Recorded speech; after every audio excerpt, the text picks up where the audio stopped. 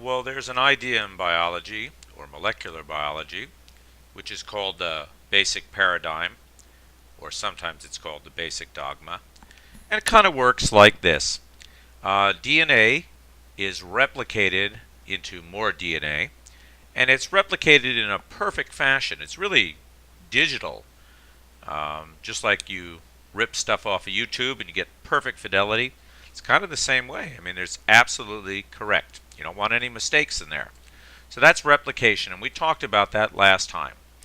Now, we also talked about the idea in our homework that replication only occurs in the nucleus. DNA always stays in the nucleus there. You never want it to leave. So how does that information then get outside to the rest of the cell? How does the rest of the cell know what proteins and so forth to do? If the nucleus is the brain, how does that information leave if the DNA can never exit the nucleus?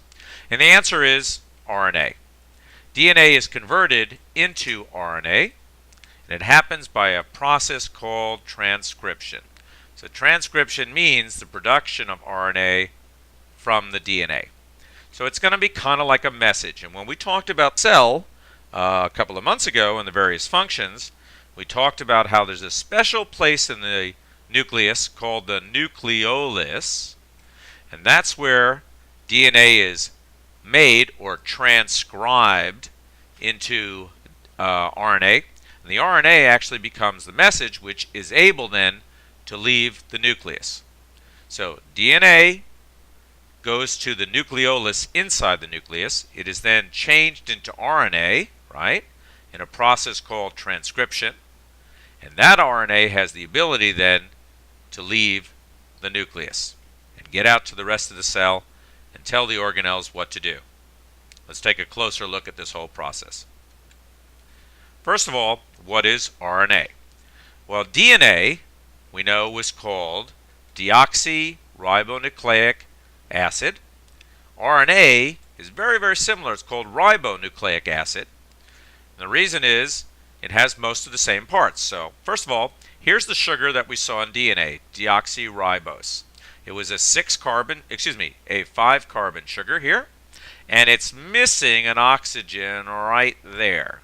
So take a look now at ribose. Basically the same idea. There's the 5 carbons, right? But look, I'm sorry, it should have been down here, wasn't it? Now we have that oxygen was put in here. So it's no longer deoxy, it's regular old ribose. So the sugars are very, very similar. Let's look at the other parts of RNA.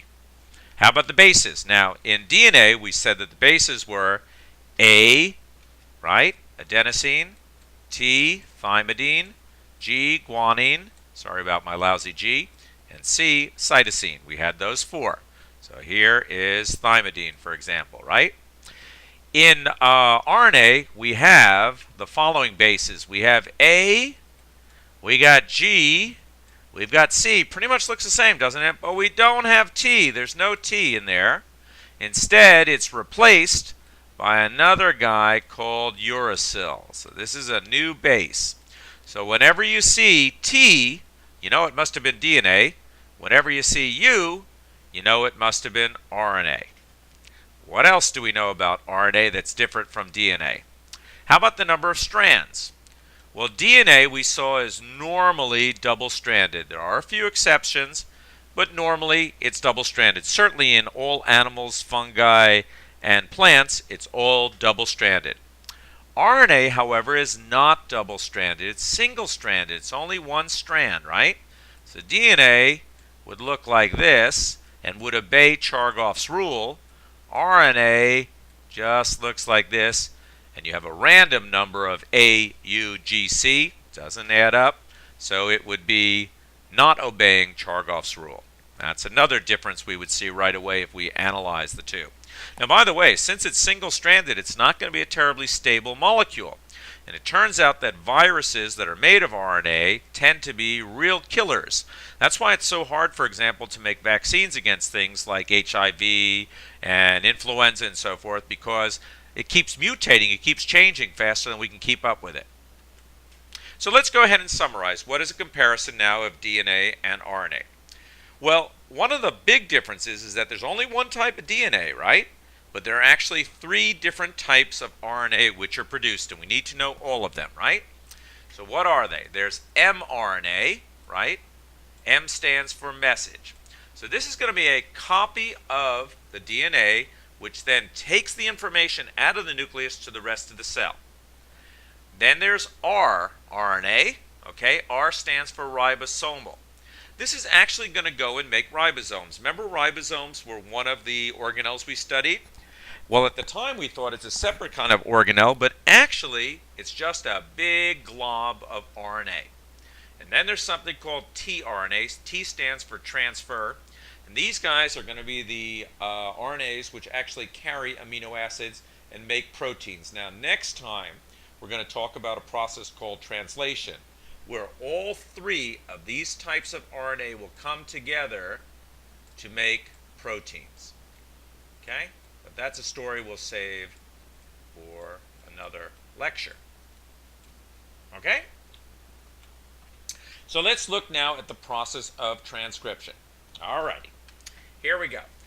First of all, we start with a double-stranded, this right here, okay, is a double-stranded piece of DNA. Okay? Now remember when we made new DNA in replication, we had a protein enzyme called DNA polymerase. This time we have an enzyme called RNA polymerase. Okay? RNA polymerase sits down on the DNA at a special location called a promoter. Alrighty? And this promoter then is kind of like a binding site. So the RNA polymerase sits right down here. That step is called initiation. Once it sits down there, it starts moving down the line here, and it only copies one strand. Remember, DNA is double-stranded. It only copies one strand, okay? And that's called the template strand, yeah? So it goes along here, and it copies that. But remember, it doesn't copy it, so it's making this piece here. This is not a copy, though, of the template strand. It's the complementary strand. So if this was A over here, for example, this guy would be U. Remember, it's not T anymore. There is no T. This was C. This would be G, and so on. Okay? If this was T over here, there's A. We can have A, but RNA can never have T, so it would have to be U over here. Alrighty? That step is called elongation. It's making a long RNA by using only one strand, and the one strand it's using here is going to be the template strand. Okay? Then finally, how does it get off? It gets off, this guy jumps off, so we stop making RNA, and that's called termination. Alrighty?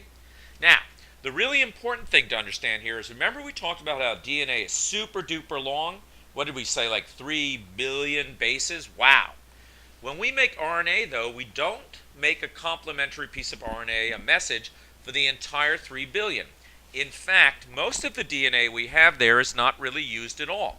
Only about 10% of our DNA actually codes for any sort of proteins which do anything. We call that part genes. And so really, you're only making RNA out of about 10%.